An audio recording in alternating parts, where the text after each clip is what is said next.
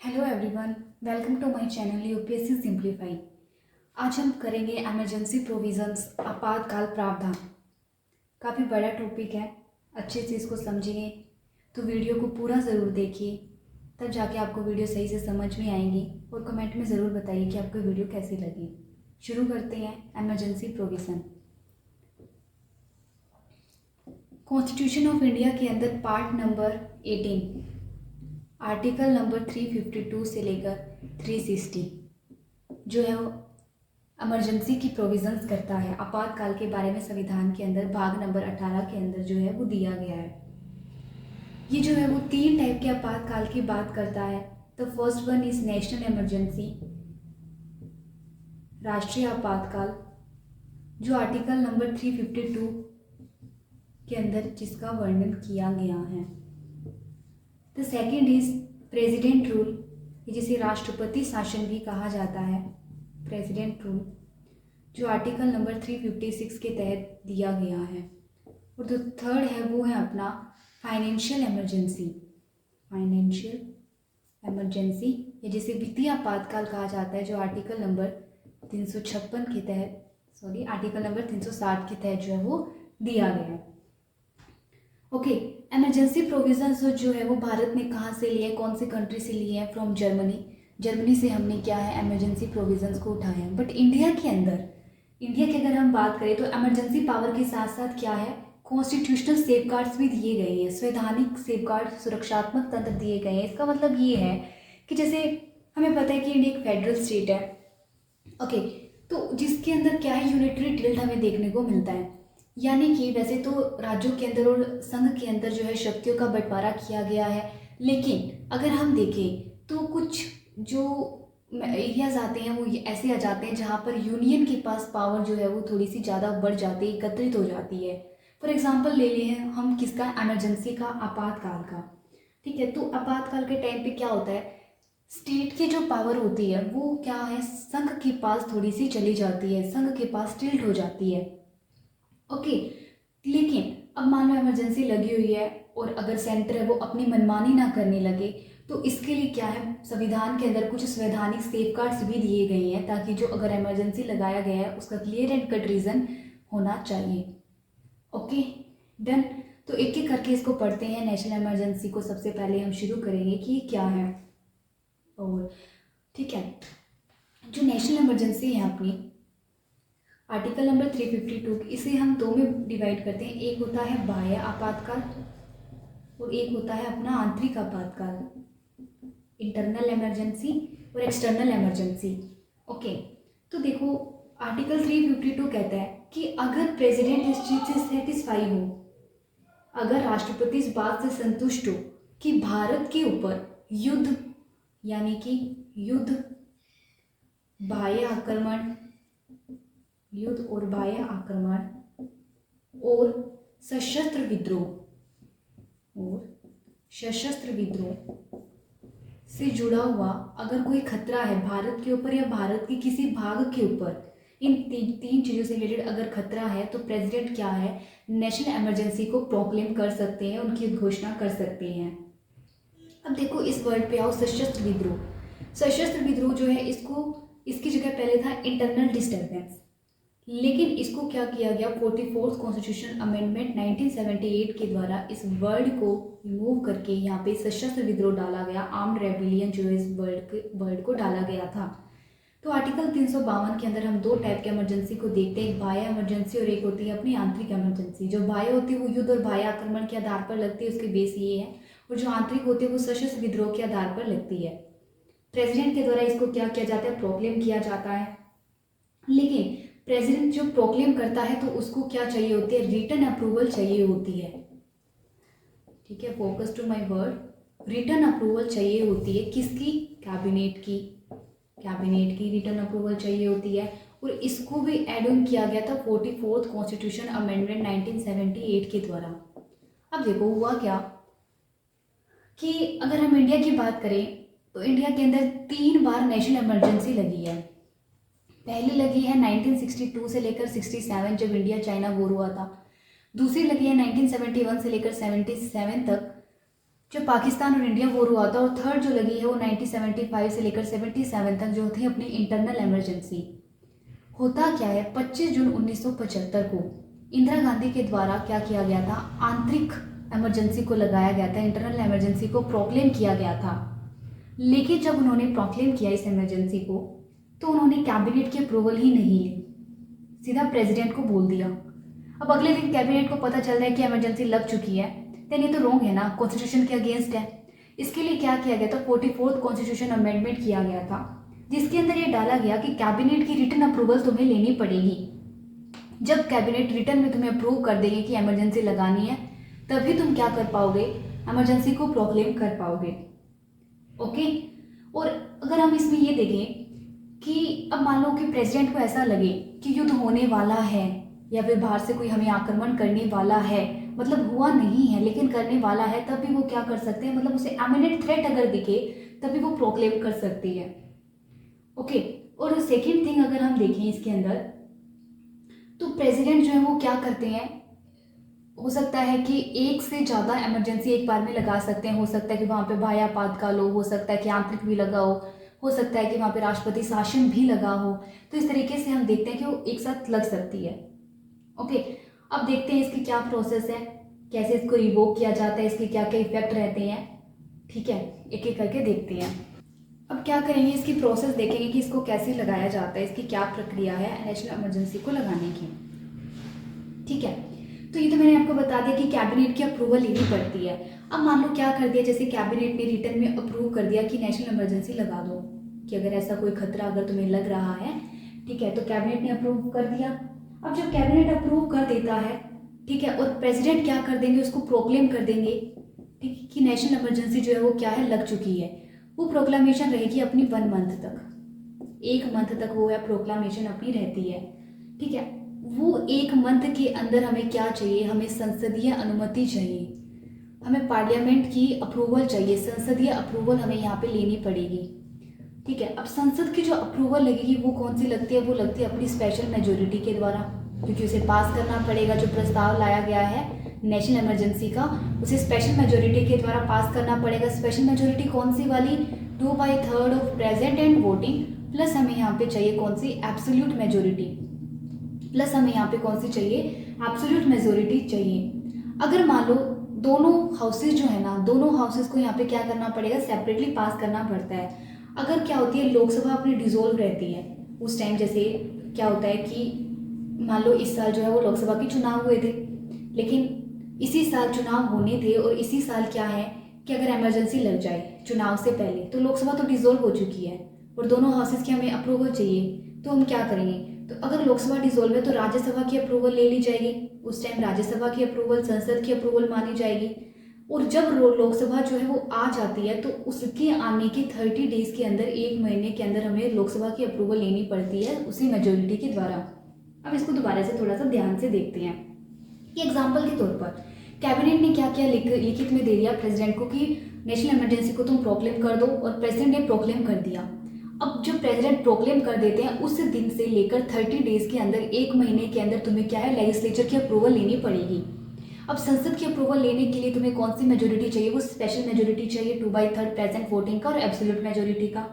Majority वाला मैं class ले चुकी हूँ, अगर आपको मेजोरिटी के अंदर डाउट है तो वो जाके वहाँ पे देख सकते हैं। ओके। और दोनों हाउसेज की हमें सेपरेट सेपरेट अप्रूवल लेनी होती है। अब मान लो लोकसभा डिसॉल्व है तो राज्यसभा की अप्रूवल ही लास्ट अप्रूवल मानी जाती है, और जब लोकसभा आ जाती है वापस, लोकसभा के चुनाव हो जाते हैं, तो उससे क्या होगा, 30 डेज के अंदर लोकसभा की अप्रूवल हमें लेनी पड़ती है।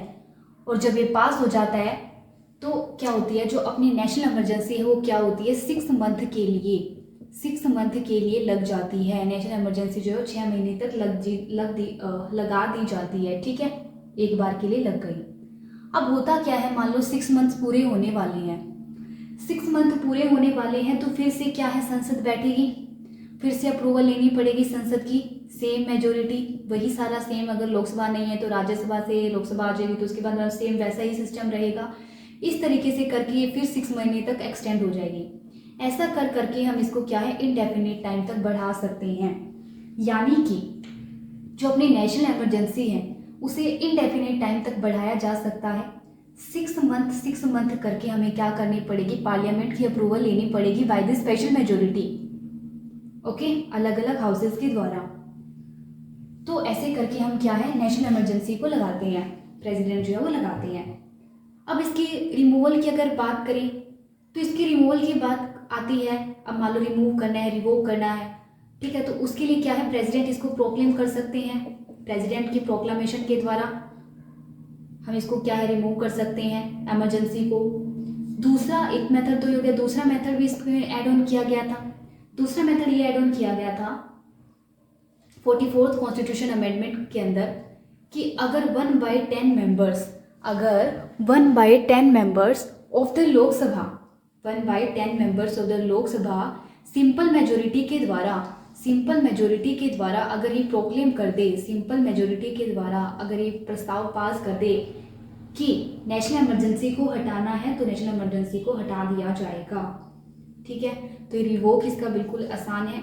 ठीक है, लोकसभा के 1/10 मेंबर्स का हमें सिंपल बहुमत चाहिए होता है, सिंपल मेजोरिटी चाहिए होता है, या फिर प्रेसिडेंट इसको क्या है, खुद से भी प्रोक्लेम कर सकते हैं अगर काउंसिल ऑफ मिनिस्टर उसको ऐसा बोले करने के लिए तो। ठीक है, तो ये हो जाएगा उसका रिवोक। उसके बाद अगर हम देखें तो ये उसका रिवोक हो गया। ठीक है, अगर उसके बाद देखें तो एक 38th अमेंडमेंट किया गया था 1975, जब इंटरनल इमरजेंसी इंदिरा गांधी के द्वारा लगाई गई थी, तो उसके अंदर उन्होंने ये कहा गया था कि नेशनल इमरजेंसी का कोई भी जुडिशियल रिव्यू नहीं हो सकता, नो जुडिशियल रिव्यू।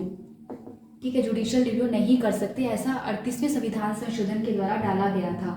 लेकिन 44वां संविधान संशोधन किया गया 1978 के अंदर, इस चीज़ को हटा दिया गया और कहा गया कि इसकी भी जुडिशियल रिव्यू हो सकती है। तो नेशनल इमरजेंसी किस आधार पर लगाया गया, तो उसका ये क्या है, जुडिशियल रिव्यू का एक अंदर आता है, उसका पार्ट है। ठीक है, और सुप्रीम कोर्ट इसको देख सकता है, इसको चेक कर सकता है।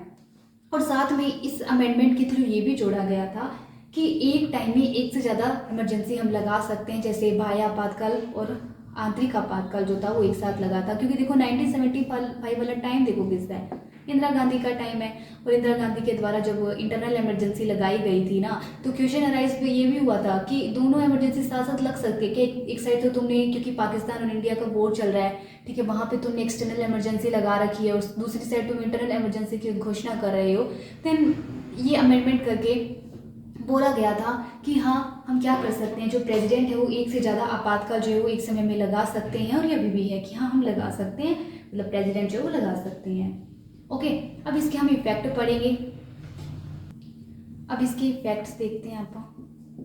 ठीक है, कि जब नेशनल इमरजेंसी लगाई जाती है तो इसके क्या क्या प्रभाव पड़ेंगे। तो प्रभाव के अंदर हम देखेंगे इसका सेंट्रल स्टेट रिलेशन पे क्या प्रभाव पड़ेगा, केंद्र राज्य संबंध है उसके ऊपर क्या प्रभाव पड़ेगा। दूसरा हम देखेंगे इसका फंडामेंटल राइट्स पर क्या प्रभाव पड़ेगा। और तीसरा जो लोकसभा या विधानसभा है उसके कार्यकाल के ऊपर इसका क्या प्रभाव पड़ेगा। ठीक है, तो सबसे पहले देखते हैं सेंट्रल स्टेट का रिलेशन। देखो, नेशनल इमरजेंसी के टाइम पे होता क्या है, मैंने आपको बताया कि जो पावर्स है वो यूनियन के पास टिल्ट हो जाते हैं, यूनियन के पास इकट्ठी हो जाती है ना। जो स्टेट लिस्ट है, अपनी स्टेट लिस्ट के ऊपर कानून बनाने का राइट किसके पास चला जाता है, संसद के पास चला जाता है, यूनियन के पास चला जाता है। यानी, लेकिन इसमें एक चीज़ हमें ये याद रखो कि जो अपनी स्टेट लेजिस्लेटिव असेंबली होती है वो डिसॉल्व नहीं होती, वो सस्पेंड नहीं होती, डिसॉल्व नहीं होती और सस्पेंड नहीं होती है, वो वैसे की वैसे वर्क कर रही होती है। स्टेट लेजिस्लेटिव असेंबली अपनी वैसे ही रहती है, बट उसकी पावर कम हो जाती है, क्योंकि स्टेट लिस्ट पर कानून बनाने का राइट किसका है, स्टेट का है ना। लेकिन नेशनल इमरजेंसी के टाइम पर वो राइट किसको मिल जाता है, सेंटर को मिल जाता है, लेकिन वो वर्क तो वैसे ही कर रही है। तो ये चीज़ हमें यहाँ पे याद रखनी है कि वो वहाँ पे भंग नहीं होंगी, पहला पॉइंट तो ये। फिर अगर हम देखें इसके अंदर दूसरा पॉइंट, अगर हम देखें तो दूसरा पॉइंट क्या कहता है, दूसरा पॉइंट अपना ये कहता है कि अब मान लो कोई भी कानून जब बनाया गया स्टेट लिस्ट पर, मान लो सेंटर ने कानून बना दिया है और नेशनल इमरजेंसी को रिवोक किया जा चुका है, तो जो कानून है वो 6 महीने तक लागू रहेगा। स्टेट लिस्ट के ऊपर मान लो कोई कानून बनाया है, ठीक है, तो वो 6 महीने तक लागू रहेगा। और 6 महीने के बाद अगर उस कानून को जारी रखना है या जारी नहीं रखना, ये किसके ऊपर डिपेंड करेगा, स्टेट के ऊपर। अगर वो उसको जारी रखना चाहती है तो उसको कंटिन्यू करेगी, अगर उसको जारी नहीं रखना चाहती तो वो क्या हो जाएगा, लैप्स हो जाएगा, ख़त्म हो जाएगा कानून जो है। समझ आया कि देखो स्टेट लेजिस्लेटिव असेंबली पहला पॉइंट तो ये कि सस्पेंड नहीं होती है नेशनल इमरजेंसी के टाइम पे, चीज़ याद रखो। दूसरा, इसकी जो कानून बनाने की ताकत है स्टेट की, स्टेट लिस्ट के ऊपर, वो सेंटर के पास चली जाती है। तीसरा, अगर सेंटर ने उसके ऊपर कोई कानून बनाया है और इमरजेंसी अगर समाप्त हो चुकी है तो वो 6 महीने तक लागू रहेगा। उसे 6 महीने के अंदर उसको जारी रखना है या फिर उसको ख़त्म करना है, वो स्टेट के हाथों में है। अगर वो जारी रखना चाहते तो उसको जारी रखेगी, अदरवाइज वो क्या हो जाएगा, 6 महीने के बाद अपने आप लैप्स हो जाएगा। दूसरा, यूनियन की जो एग्जीक्यूटिव पावर होती है, ठीक है, वो भी स्टेट की एग्जीक्यूटिव पर आ जाते हैं। मतलब एग्जीक्यूटिव पावर जो है स्टेट की, ठीक है, वो भी किसके पास चली जाती है, यूनियन के पास चली जाती है, ओवरराइड हो जाती है। जैसे यूनियन गवर्नमेंट बोलेगी वैसा ही स्टेट गवर्नमेंट को यहाँ पे वर्क करना पड़ता है।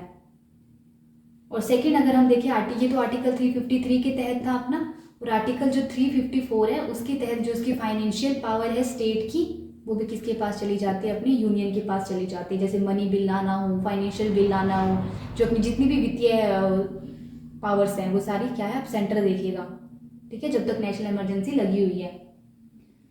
तो ये हो गया अपना effect on centre and state relation. उसके बाद हम देखेंगे फंडामेंटल राइट्स पर उसके क्या इफेक्ट पड़ते हैं। देखो फंडामेंटल राइट्स पर क्या इफेक्ट पड़ेगा, इसको हम देखते हैं। इसके जुड़े हुए आर्टिकल 2 है, आर्टिकल 358 और आर्टिकल 359, ठीक है। 358 डील करता है आर्टिकल 19 से लेकर, और 359 जो है वो डील करता है आर्टिकल 20 और 21 को छोड़ के जो बाकी है वो सारे अदर्स जो है अपने, ठीक है।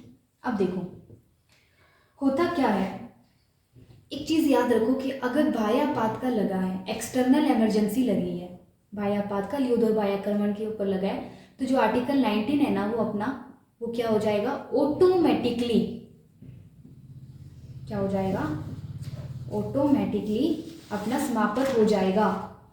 ओके, ऑटोमेटिकली खत्म हो जाएगा। इसके अंदर हमें रिटर्न की आवश्यकता नहीं है प्रेसिडेंट की, मतलब वो अपने आप समाप्त हो जाएगा। वहां पे आर्टिकल 19 वर्क नहीं करेगा अगर एक्सटर्नल इमरजेंसी लगाई गई है। और अगर इंटरनल इमरजेंसी हो तो इंटरनल इमरजेंसी के अंदर जो आर्टिकल 19 है वो अपना समाप्त नहीं होता, वो वैसा का वैसा रहता है। कभी भी इंटरनल इमरजेंसी के अंदर आर्टिकल 19 को सस्पेंड नहीं किया जाएगा। इसको जोड़ा गया था 44th कॉन्स्टिट्यूशन अमेंडमेंट 1978 के अंदर, कि इंटरनल इमरजेंसी के अंदर आर्टिकल 19 अपना रहता है, सस्पेंड नहीं होता है। इसको 44वां संविधान संशोधन के द्वारा एड ऑन किया गया था। और जबकि एक्सटर्नल इमरजेंसी के अंदर आर्टिकल 19 ऑटोमेटिकली सस्पेंड हो जाएगा। ओके, ये तो थी 358 की स्टोरी। अब आता है 359। 359 जो अदर्स की बात करेगा 20 और 21 आर्टिकल को छोड़ के। अब ये 20 और 21 आर्टिकल्स के बारे में क्या है, देखो कि अगर हम बात करें ये जो 20 और 21वां आर्टिकल है, इसके अंदर क्या किया गया था, इनको 44वें संविधान संशोधन 1978 के द्वारा इनको एड ऑन किया गया था। ये जो राइट्स है वो क्या है, इनएलिनिएबल राइट्स है, ठीक है। इनको हम नहीं खत्म कर सकते, इनको सस्पेंड नहीं कर सकते। इन दोनों को छोड़कर बाकी किसी भी फंडामेंटल राइट्स को सस्पेंड किया जा सकता है।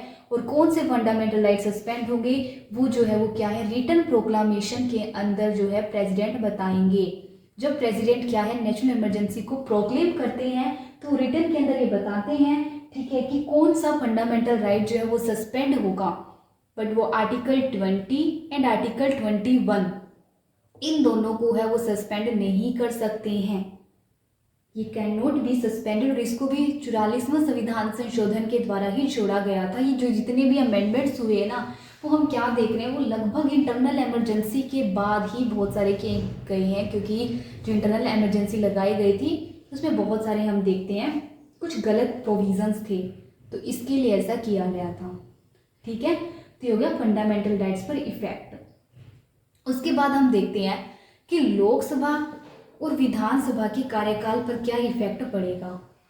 ये देखो, लोकसभा और विधानसभा के कार्यकाल पर जो है वो क्या इफेक्ट पड़ेगा, ये देखते हैं, ठीक है। होता क्या है, अगर हम देखें तो जब नेशनल इमरजेंसी लगी है और उसमें क्या होता है, उसके बाद अगर लोकसभा का लास्ट ईयर चल रहा हो या विधानसभा का लास्ट ईयर चल रहा हो तो उनको डिसॉल्व नहीं किया जाएगा, क्योंकि ऐसे टाइम में हम चुनाव तो करवा नहीं सकते, है ना। तो इसके लिए उनका जो टाइम पीरियड होता है ठीक है, उनको क्या किया जाता है, 1 ईयर के लिए इंक्रीज कर दिया जाता है, 1 ईयर के लिए उनको एक्सटेंड कर दिया जाता है, उनको भंग नहीं किया जाएगा इस टाइम पे। मतलब कि अगर इमरजेंसी लगी हुई होती है, ठीक है, और लोकसभा का टर्म भी अपना पूरा हो चुका है, ठीक है, तो लोकसभा को क्या है, भंग नहीं किया जाएगा बल्कि एक्सटेंड कर दिया जाता है। अब ये जो एक्सटेंशन होता है वो कैसे होता है, वो उसी से जो स्पेशल मेजोरिटी मैंने बताई थी 2/3 of present and voting plus absolute majority, उसके द्वारा उसको क्या किया जाएगा, एक्सटेंड किया जाएगा। ये तो है लोकसभा अंडर आर्टिकल 83 के तहत लोकसभा का कार्यकाल। ठीक है, अगर मान लो क्या होता है कि इमरजेंसी फिर भी लगी हुई है और अपना 1 साल पूरा होने वाला है, तो इस 1 साल के पूरे होने से थोड़े टाइम पहले क्या किया जाएगा, दोबारा से इसको 1 साल के लिए इंक्रीज किया जाएगा। और इस तरीके से कर करके हम क्या कर सकते हैं, उसको इनडेफिनेट टाइम तक क्या है, बढ़ा सकते हैं। यानी कि लोकसभा का जो टाइम पीरियड है, ठीक है, जो लोकसभा का जो टाइम पीरियड है उसको क्या है, 1 ईयर तक बढ़ा दिया गया। लेकिन फिर भी अगर नेशनल इमरजेंसी लगी हुई है तो 1 ईयर करके हम क्या कर सकते हैं, उसको इंडेफिनेट टाइम तक बढ़ा सकते हैं। ठीक है, सेम मेजोरिटी यानी कि स्पेशल मेजोरिटी के द्वारा। और सेम अपना रहता है article number 172, state legislative assembly का कार्यकाल भी ऐसे इसी तरीके से क्या किया जाता है, बढ़ाया जाता है। डिसॉल्व तो वो होती नहीं है, मैंने आपको बता दिया, सस्पेंड नहीं होती है, लेकिन उसकी जो एक्सटेंशन की जाएगी वो किसके द्वारा की जाती है, पार्लियामेंट के द्वारा की जाती है। पार्लियामेंट ही उसके टर्म को एक्सटेंड करेगा। ठीक है, यदि एक्सटेंशन के समय में अगर इमरजेंसी हट जाता है, मान लो कि हमने क्या है 1 ईयर का एक्सटेंशन किया हुआ था, ठीक है, 1 ईयर के एक्सटेंशन के मान लो 5 महीने ही पूरे हुए थे और क्या किया जाता है, इमरजेंसी को हटा दिया जाता है, तो क्या होगा, वो 6th मंथ तक उसका एक्सटेंशन रहेगा। 6 मंथ के बाद तुम्हें वहाँ पे न्यू इलेक्शन करवाना पड़ेगा। ठीक है, जिस डे से इमरजेंसी रिवोक हुई है उसके 6 महीने तक वो उसकी बढ़ा हुआ टर्म रहता है, उसके बाद उसको क्या कर दिया जाता है, रिवोक कर दिया जाता है। उसके बाद उन्हें क्या करना पड़ेगा, न्यू लोकसभा के चुनाव और या न्यू लेजिस्लेटिव असेंबली के चुनाव तुम्हें करवाने पड़ेंगे। ठीक है, 6 महीने से ज़्यादा नहीं चलेगी अगर क्या हो चुका है, अपना इमरजेंसी जो है वो रिवोक हो चुका है। तो ये पड़ता है लोकसभा और विधानसभा के कार्यकाल पर इफेक्ट। ठीक है, जुडिशियल, फिर ये तो होगी उसकी इफेक्ट के बारे में। ठीक है, उसके बाद हमने जुडिशियल रिव्यू का हम देख ही चुके थे कि जुडिशियल रिव्यू जो है वो हो सकता है। साथ में एक चीज़ ये भी याद रखो, जब मिनर्वा मिल्स केस हुआ था तो मिनर्वा मिल्स केस के अंदर एक बात बोली गई थी कि everything in India is under judicial review. कोई भी चीज़ है वो जुडिशियल रिव्यू के अंडर आती है। और जब उसको हटाया गया था 1975 का अमेंडमेंट करके, ठीक है, तो उसको भी क्या किया गया था, 38 अमेंडमेंट करके जब हटाया गया था तो उसको भी 44वें संविधान संशोधन के द्वारा रिमूव कर दिया गया था और बताया गया था कि इमरजेंसी भी क्या है, जुडिशियल रिव्यू के अंदर आती है। ठीक है, तो इसका भी हम जुडिशियल रिव्यू कर सकते हैं। तो ये था अपना नेशनल इमरजेंसी के बारे में कि इसको लगाने के क्या क्या जो है मेथड्स है, क्या क्या बेस है, किस तरीके से लगाया जाता है, कैबिनेट की कैसे रिटर्न अप्रूवल हमें चाहिए होती है, इसका लोकसभा या विधानसभा के कार्यकाल पर क्या इफेक्ट पड़ता है, फंडामेंटल राइट्स पर इसका क्या इफेक्ट पड़ता है और कैसे इसको रिमूव किया जाता है। ओके, और कौन सी मेजोरिटी हमें इसके अंदर चाहिए होती है। और 3 बार सिर्फ और सिर्फ इमरजेंसी जो है वो इंडिया के अंदर लगी है, वो भी मैं आपको बता चुकी हूँ कि वो क्यों लगी थी। उसके बाद हम पढ़ेंगे प्रेसिडेंट रूल, राष्ट्रपति शासन, आर्टिकल नंबर 356 के बारे में। उसके बाद आता है अपने पास आर्टिकल 356 जिसे हम कहते हैं प्रेसिडेंट रूल, राष्ट्रपति शासन जो लगाया जाता है इंडिया के अंदर, वो स्टेट्स के अंदर लगाया जाता है ये। ठीक है, प्रेसिडेंट रूल कहते हैं।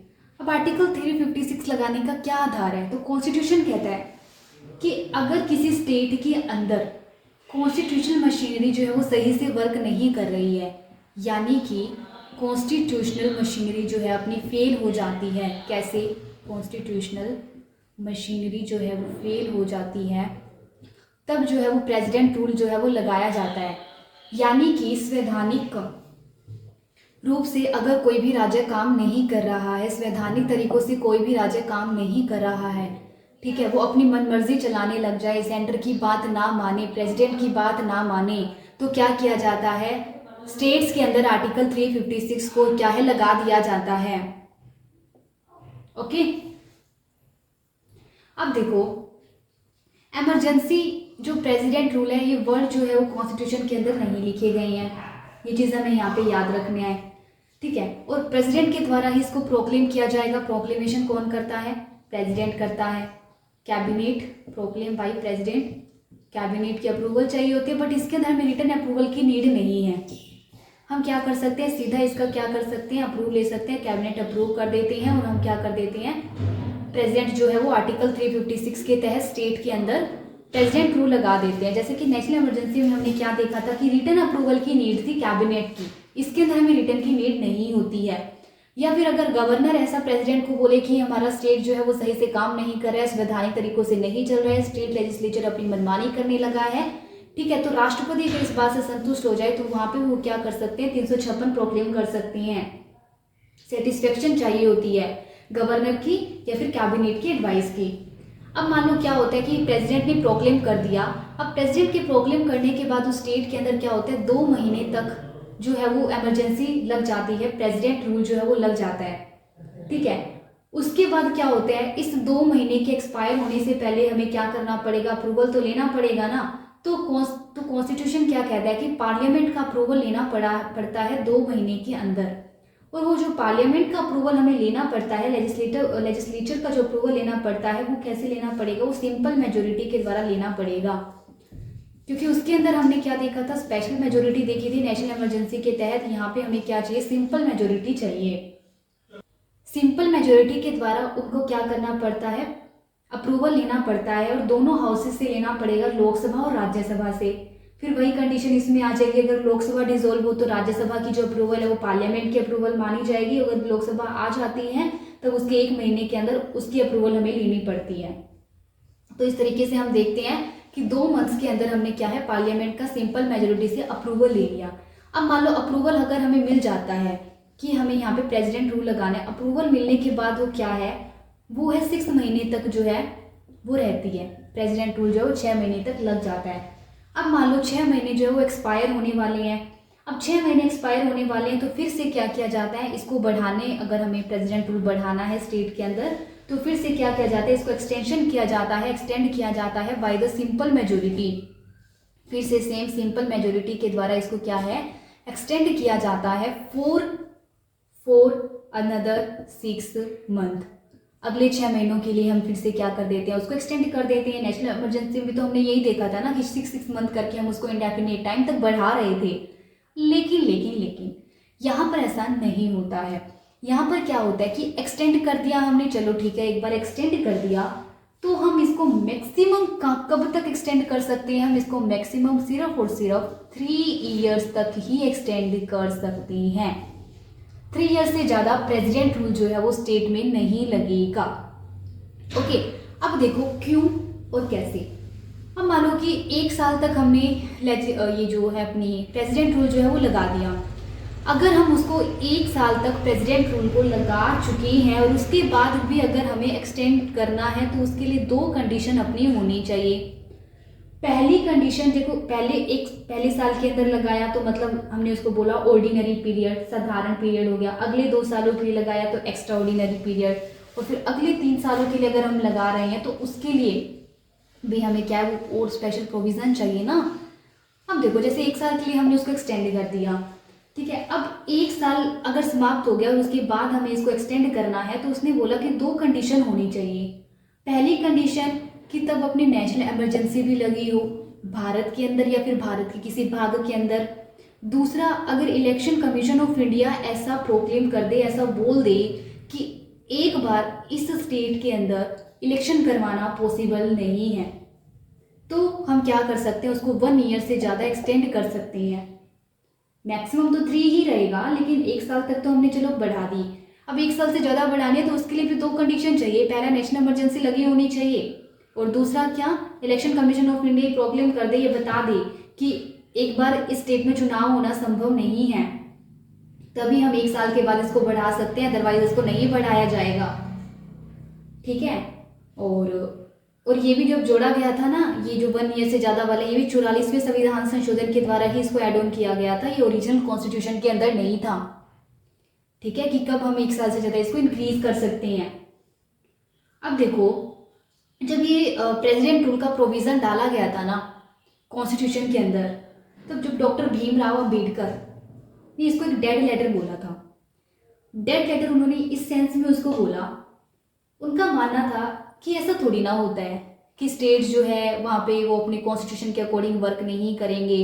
अगर मान लो थोड़ा बहुत ऐसा होगा तो प्रेसिडेंट उनको बोलेंगे तो वर्क करना शुरू कर देंगे, प्रेसिडेंट उनको फोन करेंगे, तो हमें प्रेसिडेंट रूल की ज़रूरत ही नहीं है, ऐसा उनका मानना था। बट यहाँ पे हमें सिचुएशन तो बहुत ही उल्टी देखने को मिली, अपोजिट देखने को मिली है। बिकॉज स्टेट्स के अंदर लगभग 125 से ज़्यादा बार क्या है अपनी प्रेसिडेंट रूल जो है वो लग चुका है। यानी कि जो डॉक्टर भीमराव अंबेडकर का मानना था वैसा तो कुछ हुआ ही नहीं, जो डेड लेटर बोलकर उन्होंने इसको संबोधित किया था।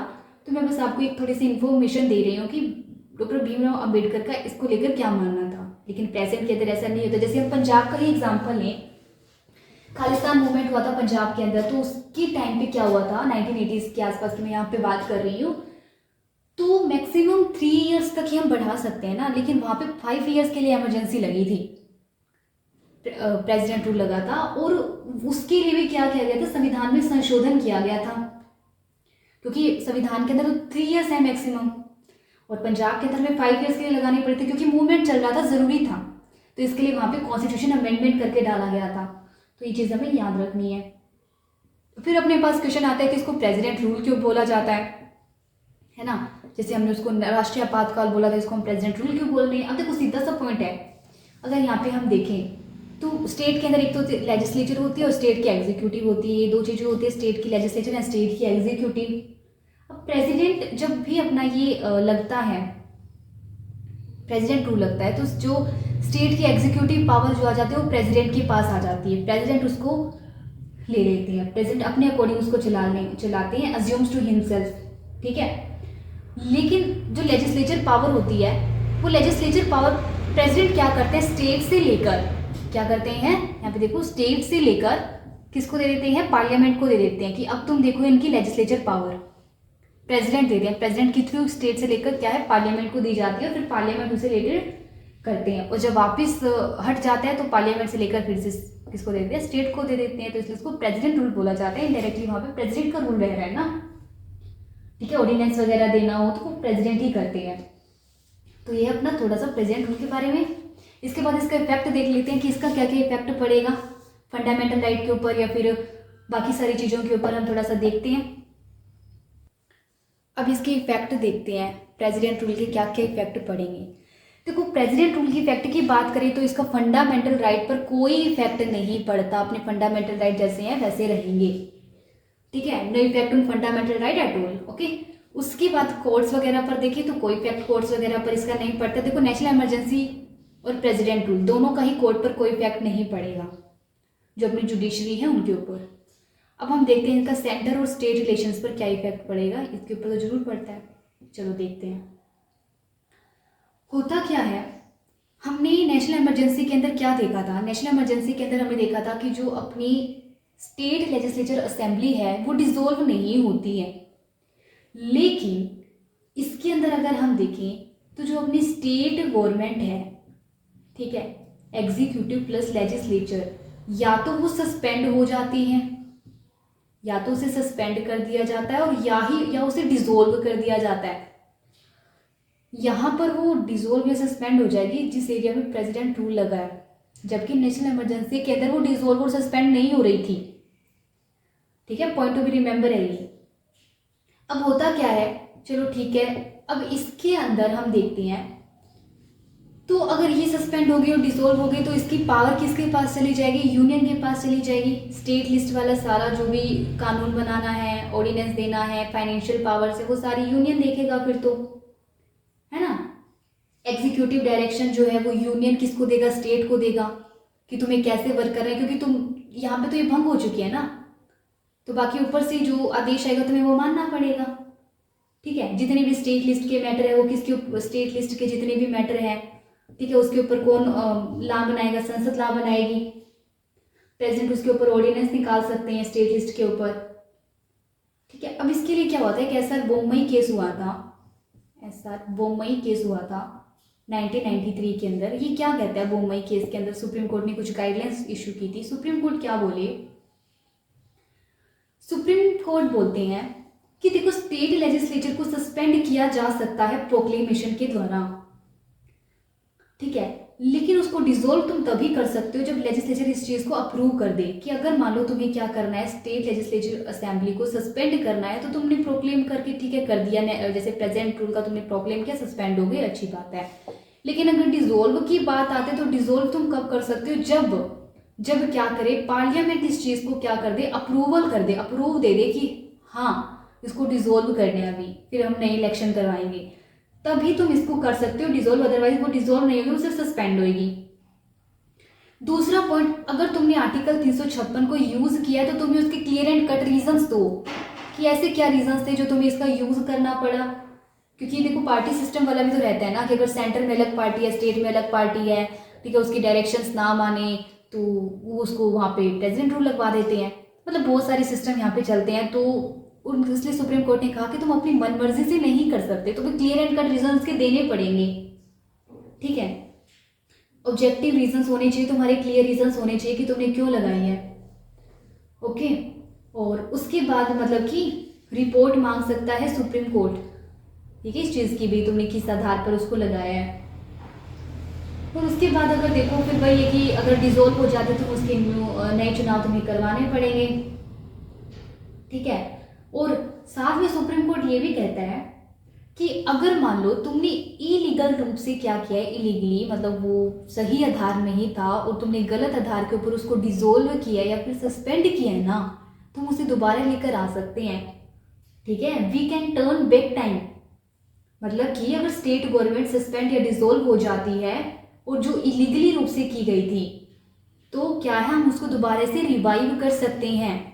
न्यू इलेक्शन करवाने की नीड ही नहीं है अगर तुमने गलत तरीके से गलत आधार के ऊपर उनको सस्पेंड किया है तो ये ऐसा SR-बोमई केस के अंदर जो है वो सुप्रीम कोर्ट ने अपनी कुछ गाइडलाइंस इशू की थी इसके अंदर कि ताकि इसका मिसयूज ना हो। ओके, उसके बाद इफेक्ट तो इतना ही होगा। उसके बाद हम देखते हैं कि अगर प्रेसिडेंट रूल को रिवोक करना हो, रिमूव करना हो, तो रिवोक जो है वो प्रेसिडेंट क्या है प्रोक्लेम कर देते हैं। ठीक है, प्रेसिडेंट प्रोक्लामेशन के द्वारा जो है उसे हटा दिया जाता है, किसी भी टाइम पे वो कर सकते हैं। ठीक है, और मान लो प्रेसिडेंट रूल जो है वो क्या रिवोक हो चुका है और उस जब प्रेसिडेंट रूल था उस टाइम पे कोई लॉ बनाया गया था।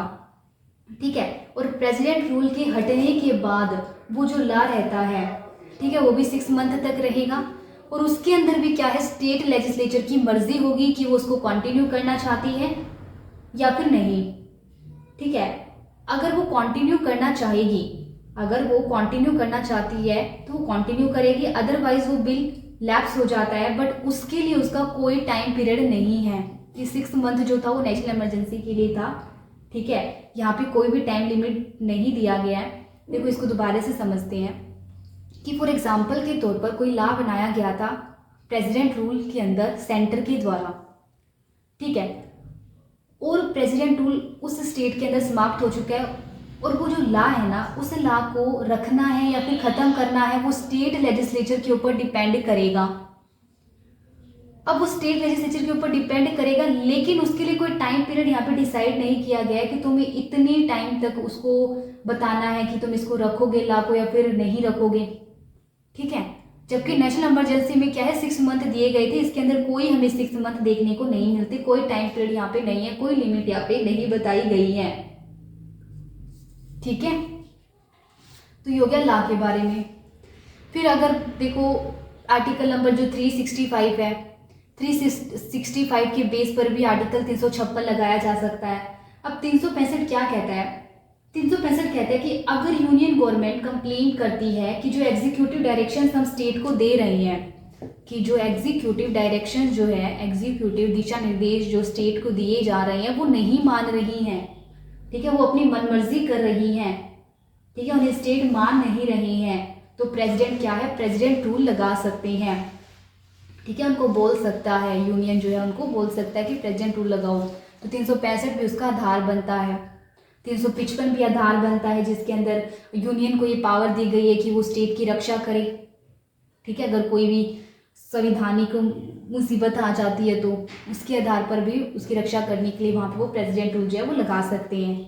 तो ये थी अपनी प्रेसिडेंट रूल। ठीक है, आई होप यहाँ तक आपको समझ आया होगा। अब अपनी रहती है फाइनेंशियल इमरजेंसी, उसको भी हम देखते हैं। अब आती है अपनी फाइनेंशियल इमरजेंसी। फाइनेंशियल इमरजेंसी या फिर जिसे हम क्या कहते हैं वित्तीय आपातकाल, जो आर्टिकल नंबर 360 के तहत वर्णित की गई है।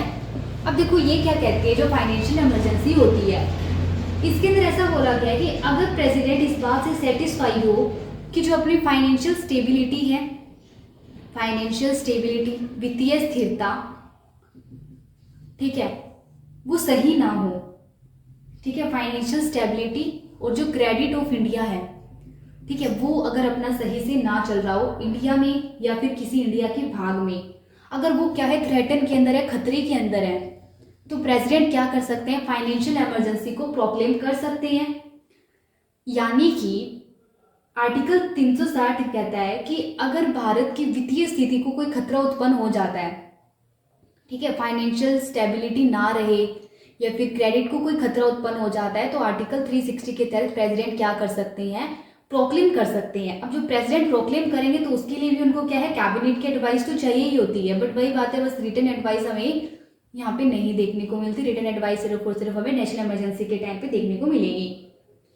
अब ये क्या है, फाइनेंशियल स्टेबिलिटी और क्रेडिट, संविधान इसका कोई भी जो है डिफाइन नहीं करता, संविधान सिर्फ इसका वर्णन नहीं करता, इसका सिर्फ वर्ड बताता है कि फाइनेंशियल स्टेबिलिटी, इंस्टेबिलिटी हो या फिर क्रेडिट को कोई खतरा हो, ठीक है। अब देखो भारत के अंदर अभी तक एक बार भी फाइनेंशियल इमरजेंसी नहीं लगी है। 1991 जब एलपीजी रिफॉर्म्स हुए थे, लिबरलाइजेशन, प्राइवेटाइजेशन एंड ग्लोबलाइजेशन, उस टाइम पे थोड़ा सा खतरा आया था कि फाइनेंशियल इमरजेंसी लगाया जाए, बट तब भी इंडिया ने मतलब संभाल लिया था, तो नहीं लगी एक बार भी। वहाँ पे थोड़ा सा हमें बैलेंस ऑफ पेमेंट का हमें थोड़ा सा देखने को मिला था संकट, ठीक है, बट नहीं लगी है।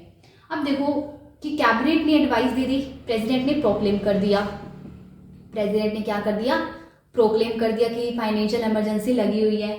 उसके बाद क्या होता है, ये 2 महीने तक लग जाएंगे, 2 मंथ्स तक लग गई।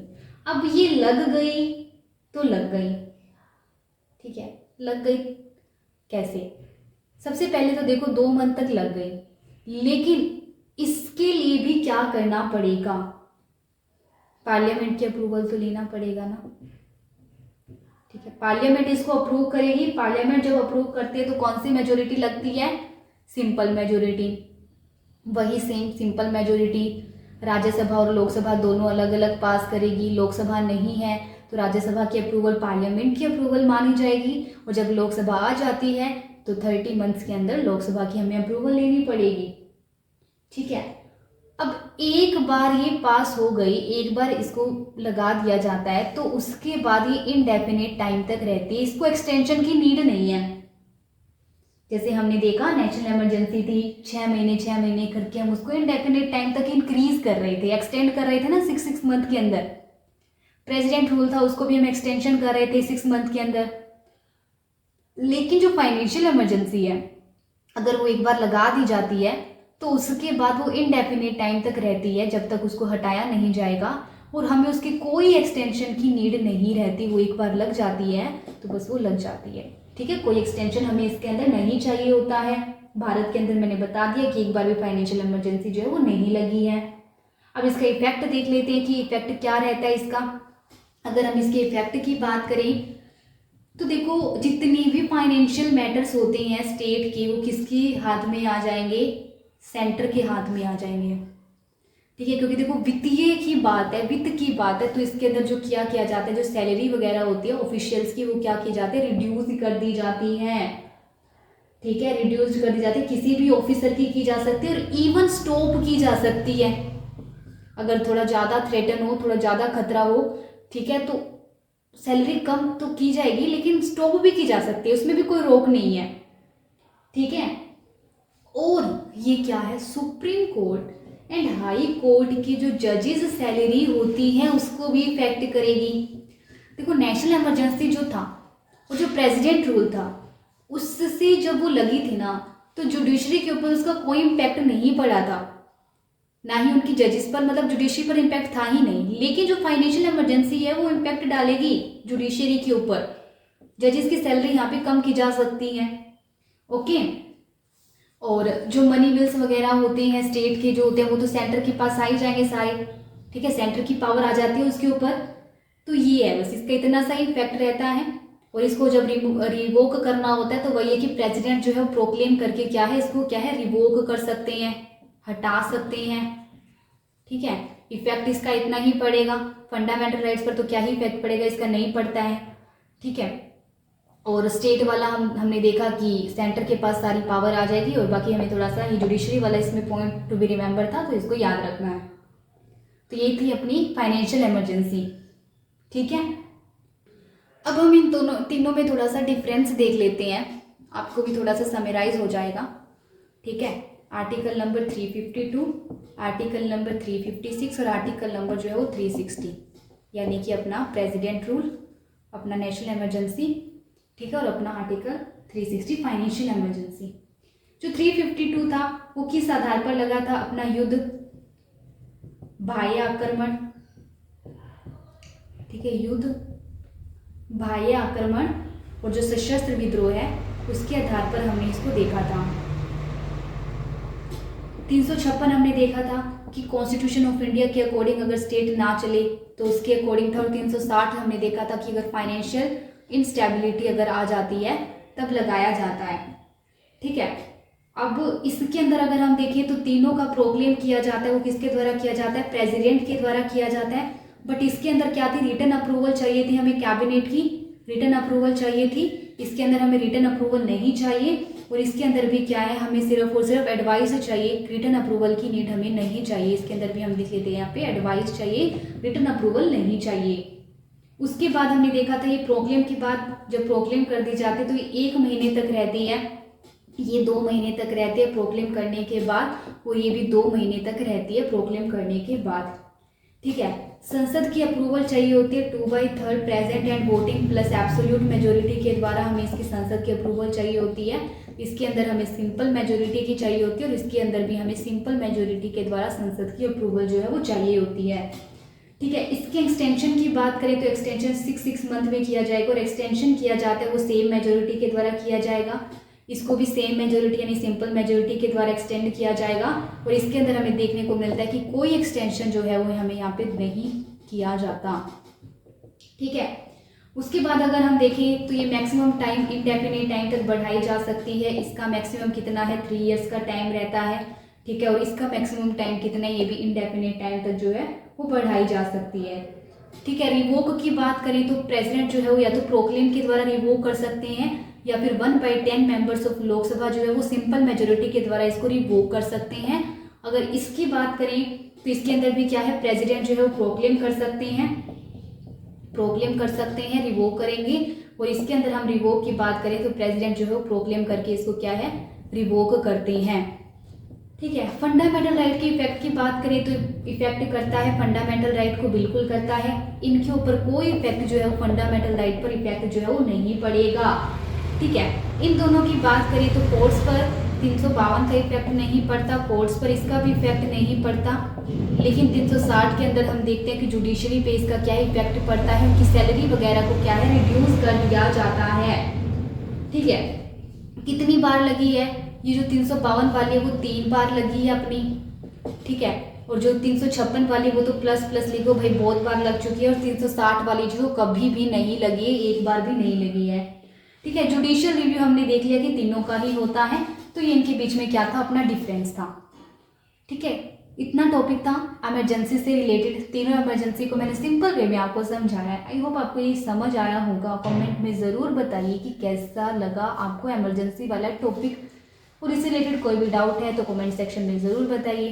बाकी वीडियो को लाइक कीजिए, शेयर कीजिए, सब्सक्राइब कीजिए चैनल को। Thank you so much.